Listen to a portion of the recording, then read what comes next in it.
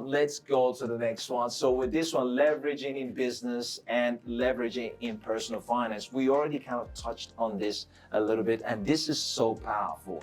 Business use leverage to expand operations, enter new markets, and acquire other companies, which is exactly what we just spoke about with Elon Musk. Acquire new companies, borrowing funds for leveraging existing assets and intellectual properties.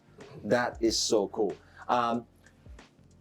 Why I'm really emphasizing on this is because there's few ways you can actually go around leveraging when it comes to business. You could leverage where you're using a lender's money, a bank's money, without you giving away ownership or rights of your company.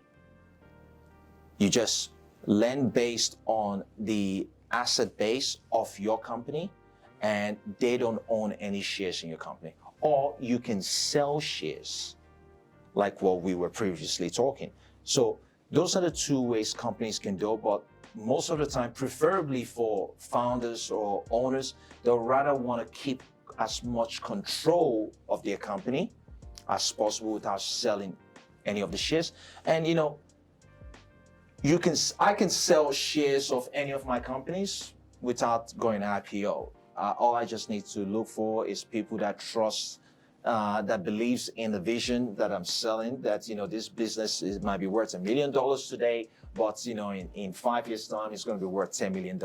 And I could value it based on opinion, based on trajectories, also based on current sales or based on current earning.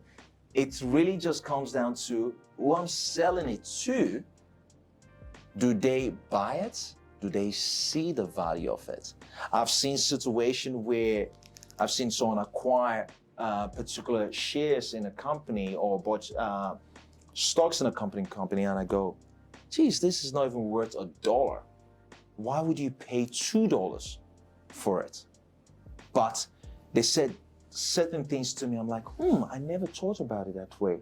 So they were able to see things that I couldn't see. That's why you get some certain angel investors that are only specific in a particular niche product. They don't look at finance. They only look at maybe AI, cloud-based technology. And that's the only companies they would ever invest in because they know it inside out.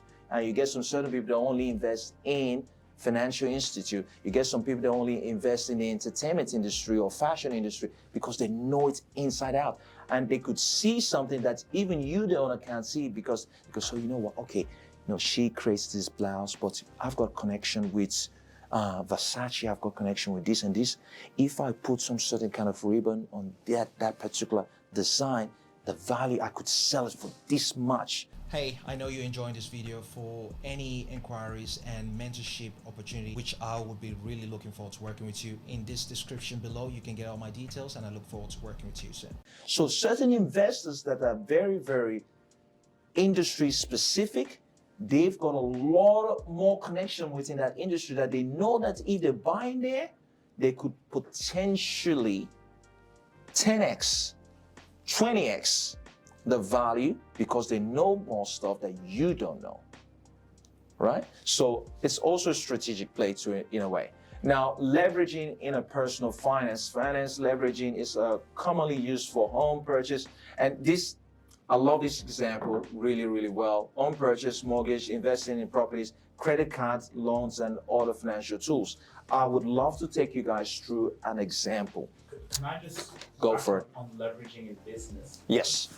Another thing I've seen is people leverage their personal brands in companies. So for example, you see Ryan Reynolds, he acquired shares in the tequila company, but because he has a big personal brand as an actor, now sold those shares for, I think, over $1 billion.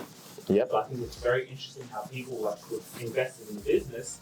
We've seen The Rock, Dwayne Johnson, again, tequila companies, they use their personal brand to now leverage, which now the shares go up. Exactly, and that goes back to what exactly I was saying.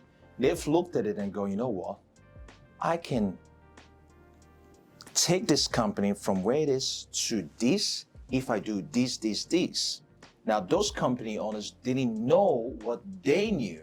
So they were so confident to probably buy it at a lower entry points and going, you know what, they already had a strategy way before they even bought in, going, you know, if I do this, I can easily get my money back times 20 or times 50 over a certain period of time. So, and people look at that and go, oh shit, he did that. So, but not everyone can. I can't do what Dwayne Johnson did because I don't have experience in that particular sector.